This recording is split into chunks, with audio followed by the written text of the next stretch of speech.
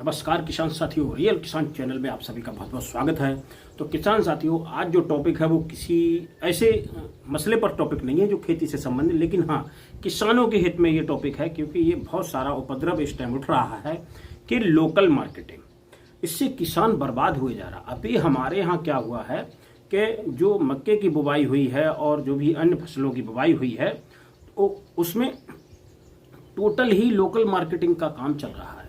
जैसे किसान साथियों, अगर आपने अभी बीज खरीदा तो आप लोगों से ये अनुरोध है कि आप जब भी किसी दुकानदार से कोई बीज खरीदें, अभी मैंने एक वीडियो देखा है पंजाब का बरवाला का, वहाँ पे भी उन्होंने मोनो यूपीएल का जो मोनो आता है इंसेक्टिसाइड वो उन्होंने खरीदा और उसमें क्या काम किया, जब उन्होंने उसको यूज किया जाके तो उसमें कीट मरे ही नहीं। लेकिन जब उन्होंने फिर और स्टडी की, क्योंकि ये जागरूक किसानों की कहानी है और आप भी अगर जागरूक बनेंगे तभी आप इसमें अच्छा मुनाफा पा पाएंगे, नहीं तो आप इसी तरीके से दुकानदारों के जाल में फंसकर और सारी अपनी जो भी कमाई करोगे वो सब बस दुकानदारों भर को ही होगी, क्योंकि वो आपको कहीं दवाई के रूप में, कहीं उर्वरक के रूप में, किसी भी रूप में वो है आपको लूटते रहेंगे और आप लुटते रहोगे। तो इसीलिए अगर आप एक जागरूक किसान हैं तो आपको जागरूकता के साथ खेती करनी चाहिए, क्योंकि आप पूरी साल मेहनत करते हो, मेहनत करने के बाद अगर वो कमाई आपकी कोई और ले जाए तो वो उससे बेहतर ये है आपको जागरूक होना चाहिए। तो आपको जागरूक होना पड़ेगा, तभी आज की डेट में आप खेती कर सकते हो। अगर आज आप अगर जागरूक नहीं हो पाए तो आपको खेती करना बहुत ही मुश्किल होने वाला है और जो भी आप कमाओगे 10-20 हजार रुपए वो सब आप दुकानदारों को ही देने वाले हो। आपके घर में कुछ भी नहीं जाने वाला है, आप बेफिजूल की जो है मेहनत कर रहे हो और उसमें कोई बेनिफिट नहीं होने वाला। तो वो किस्सा ये हुआ था कि वो वहां से खरीदी उन्होंने, फिर उन्होंने डाली खेत के अंदर तो उसका कोई परिणाम ही नहीं आया, जबकि वो उससे पहले भी यूज कर रहे थे तो उसका रिजल्ट आता था। तो उन्होंने ये सोचा कि शायद कुछ गड़बड़ हो गया होगा, तो उन्होंने उस दुकान से न लेके फिर वो दूसरी दुकान से लेकर आए, जिससे उन्होंने फिर डाली तो वो असर दिया। जब वो असर दिया तो उन्होंने देखा कि ये दवाई लोकल है और ये दवाई असली है। और जबकि अगर उस पर बात की जाए तो उसने बकायदा बिल दिया, लेकिन बिल पे उसने क्या काम किया, बैच नंबर नहीं डाला। एक बिल बना दिया, बस ये इंसेक्टिसाइड इतना है, इतने पैसे का है, और उस पर बैच नंबर नहीं डाला। तो किसान साथियों, ये आपको जानकारी बहुत ही जरूरी होनी चाहिए कि जब भी, क्योंकि हमारी बहुत ही मेहनत की कमाई है ये, जो ये दुकानदार हमसे हड़प रहे हैं, तो अगर हम थोड़े से जागरूक नहीं हुए तो हम ऐसे ही लुटते रहेंगे। चाहे आप दवाई खरीदें, चाहे आप सीड खरीदें, चाहे आप कुछ भी खरीदें दुकानदार से, तो ये जागरूकता आपके पास होनी ही चाहिए कि हमें किस तरीके से ये खरीदारी करनी है।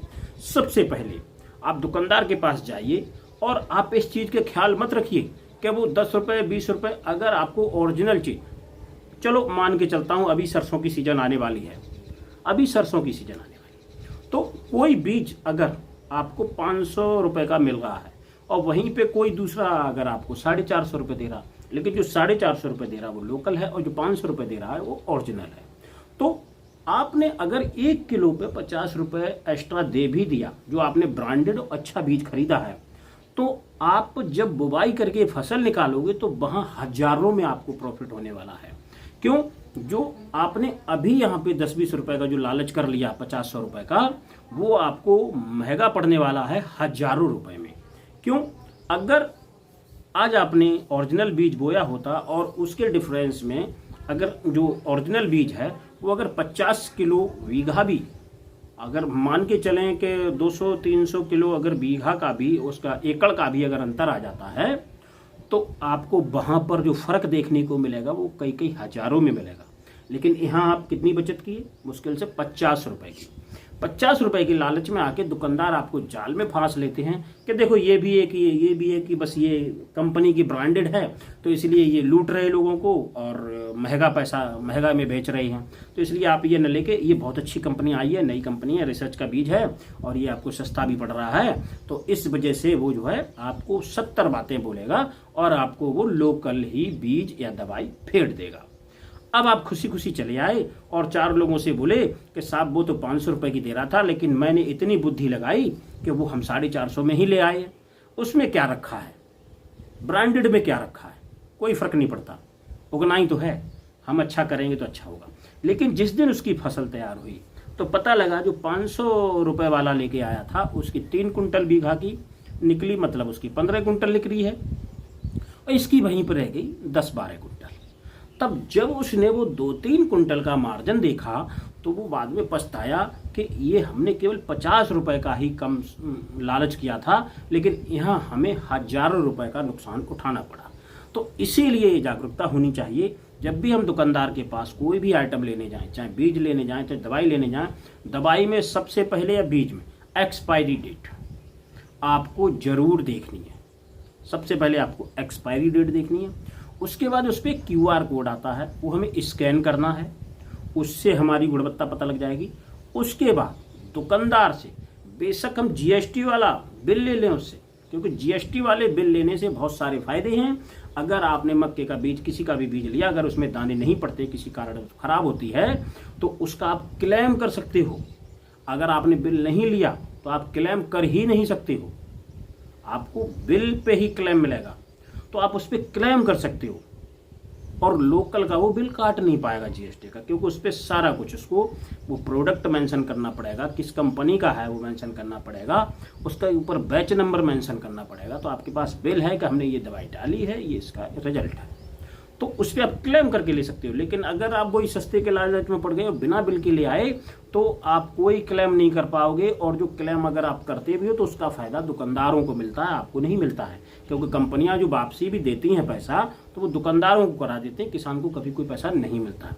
तो इसीलिए ये बहुत ज़्यादा इंपॉर्टेंट बात है कि जब भी हम कोई चीज़ बाजार से खरीदने जाएं तो सबसे पहले हमें उसका QR कोड स्कैन करना चाहिए और उसकी एक्सपायरिंग डेट देखनी चाहिए। उसके बाद जब हम बिल लेते हैं तो बिल पे ये सारी चीज़ें मेंशन होनी चाहिए, कौन सी दवाई किस कंपनी की है, उसका बैच नंबर वगैरह पूरा उस पर ऐड होना चाहिए, लिखा हुआ होना चाहिए। ये आपकी जिम्मेदारी है कि आप उसको चेक करके लाएं। फिर उसके बाद अगर कोई इसमें दिक्कत आती है तो आप उस पर क्लेम लेने के अधिकारी बन जाते हैं। तो इसीलिए जब आप उसका पक्का बिल मांगोगे तो वो आपको लोकल माल दे ही नहीं पाएगा, और लोकल देगा तो वो समझ लो अपने पैरों पे कुल्हाड़ी मारने जा रहा है, क्योंकि आपके साथ थोड़ा सा भी अगर ऊंच नीच हुआ तो आप क्लेम के अधिकारी हो, आप क्लेम कर सकते हो।